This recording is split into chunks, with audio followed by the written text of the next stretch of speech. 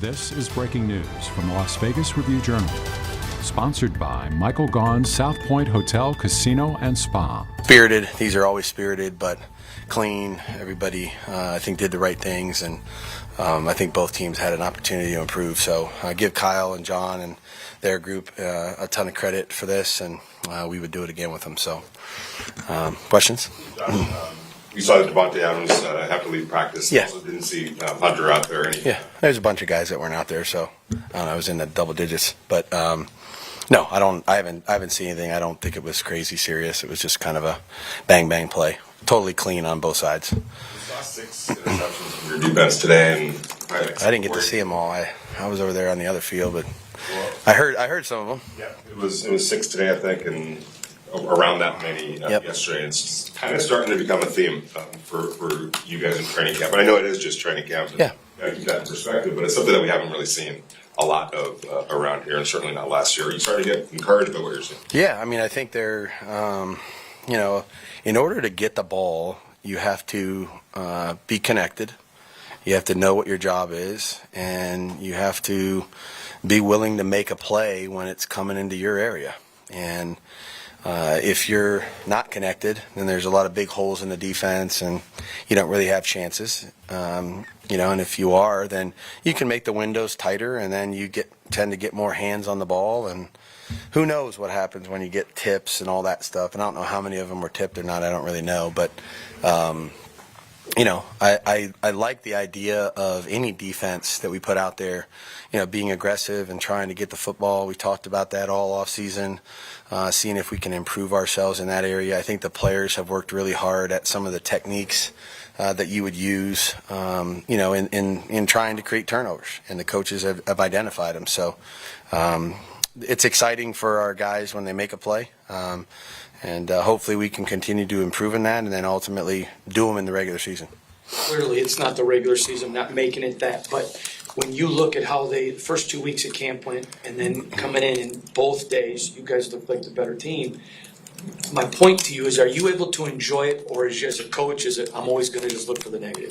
Yeah, I'm not going to say anything about there's no scoreboards out there, you know what I mean? And so I think there was a lot of repetitions by both sides where both teams did some things very well, and the other team's going to learn from them. That's kind of how I look at these practices. I don't really try to worry about the who's got the advantage in terms of winning the practice or the period. I just really focus on each individual play or period and what the focus is. I thought our team was really into whatever that segment was. Red zone defense, 2-minute, move the field. We had some different things going on today that I thought that, you could see their awareness, and that's really what this practice is about, is being able to see if you have 11 guys out there that know what's going on, are aware of the situation, how much time's remaining, what down is it, and so you can't, it's hard to, like I said, it's hard to simulate that when you're on your own. And so to be able to do that, I felt like we were improving in that area. We saw a lot of things last night in the film that we needed to do better as a football team. And I think our guys had great intentionality today in terms of let me try to fix something that I can control. So we'll see what the tape shows, but there's always going to be things to fix. Have you made a final determination on Garoppolo for Sunday? How much will he play if he plays? We have not made any final determination really on anybody. We're going to talk about that tonight, and and just kind of, there's a lot of guys there was guys that got a ton of reps in the last 2 days. So we're going to make sure that, like I said, we looked at it as a 3-day sequence here against the same team. So wanted to try to give everybody about the same opportunity depending on how practice went. And then you kind of divvy up the game reps accordingly. So we'll kind of take stock of it here today. You guys added a running back, Damian Williams. What was kind of the thought process behind that? Yeah, we had, a couple guys that got nicked a little bit. So, we're just getting ready to, go into a preseason game where there's 4 quarters, regardless of whether you want them or need them or run out of players. And so Damian's a guy we worked out earlier in training camp. He was in shape. He's had a productive career. He's a good football player. He's smart. He's tough. And so we were interested in him, honestly, before that. But, when you start to get a little low in a number here and you got to play a game, and really we're going to play 2 in 6 days, along with another 2 competitive practices. So just trying to make sure that at each spot we can, we're kind of, healthy as we can be going into, I'd say, this stretch of days, which is going to be an important one. Coach, now that you've had Zamir White for a while, how does he compare to the evaluation you had on him during the NFL draft process? He's improving. There's no question. But, the things that we saw, he's powerful. He's fast. He's tough. He's a downhill runner that can really, produce yards between the tackles or around the edge. And so he's worked hard at his pass game discipline, and protection and catching the football. And just a good example of a young player doing a lot of the things that you need to do to try to get better and be a good NFL football player. So excited about where he's at and the progress that he's made so far.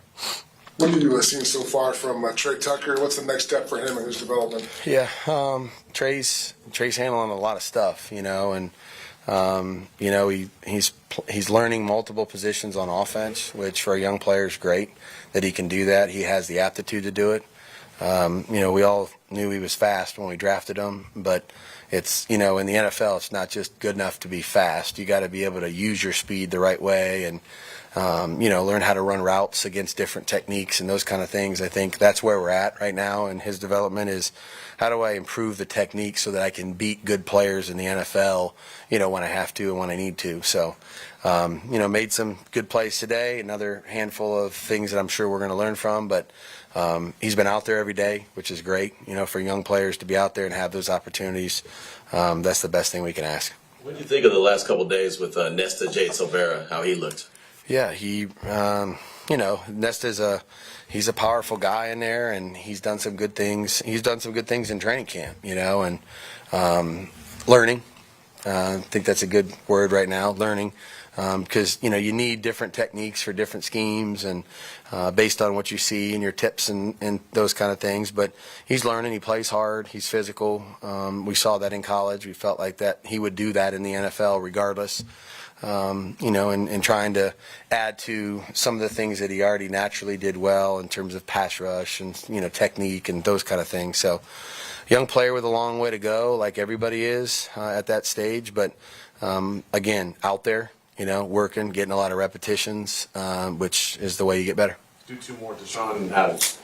Josh, kind of stemming from that question, obviously any pass rush is good, but particularly when it's from the interior, that tends to affect quarterbacks. What's it been like to see that group kind of come to life for you? Yeah, I mean, it's if the middle doesn't really get any push in there, and the tackles on another team do a good job of trying to protect the inside and force the edges to run around the quarterback, then the quarterback has a chance, obviously, to step forward. So whether it's the ends ripping inside and running games or what have you, or the inside guys creating disruption on their own, it really affects the ability of the quarterback to help the tackles. And so I think both teams probably did, some of that in the last 2 days, and your quarterback feels it the most, because he can't really go forward. So, any type of pressure to the spot, we call it, is good.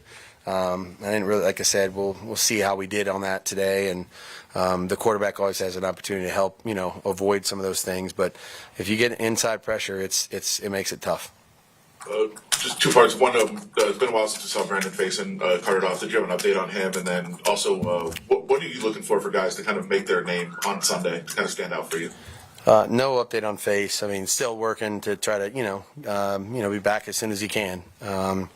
But the Sunday, it's not really about making a name. It's really about trying to go out there and do your job, and who's disciplined enough to do it as many plays as they're out there. They might be out there for 2 quarters. Some of them might be out there for, 15 plays. Some of them might be out there for the whole game, And so you're trying to see who can be disciplined enough to know what their job is, communicate with their teammates, and then try to use the right technique and, see if they can help their team, their side of the ball, make good plays because they're doing the right thing at their spot, you know. So I don't want 11 guys going out there as independent contractors trying to, you know, light up the scoreboard, and that's not really the way to play football, you know. So you got to trust the other guys around you, and you got to do your part. And so this will be our first opportunity to see that, I'd say, as a whole with all three faces. Great. Thank you, Coach. Yep. Thank you. You've been watching Breaking News from the Las Vegas Review-Journal, sponsored by Michael Gaughan's South Point Hotel, Casino, and Spa.